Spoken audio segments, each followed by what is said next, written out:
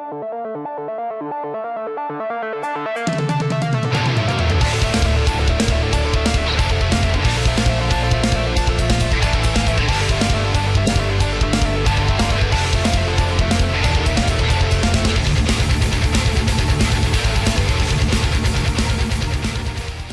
are going to just love this review. Often considered to be one of the most controversial anime and manga series, Redo of Healer is an over-the-top, edgy, schlocky, lewd, and incredibly violent hentai fantasy series, and I love every single second of its gloriously gory and explicit 12 episodes. After finding a magical artifact that allows him to travel back in time, we follow the hero of healing, Kyaru, as he goes on a quest for one simple thing: revenge. Revenge against the so-called heroes who hurt, abused, and used him, and on that way, he'll claim both lives and women, while in his own twisted way, trying to save the world. The story to Redo of Healer is basically your typical fantasy action-adventure anime. And then you throw in almost every fetish you could think of, a bunch of awesome action scenes, lots of cute girls, and basically what amounts to several hours of lewd H scenes, and then wrapped it up in a tale of depraved revenge. Kyaru is an incredibly enjoyably messed up main character. He's absolutely twisted and vile in all his actions on his quest for revenge, but even with how much carnage he carves on his path, he isn't truly heartless. As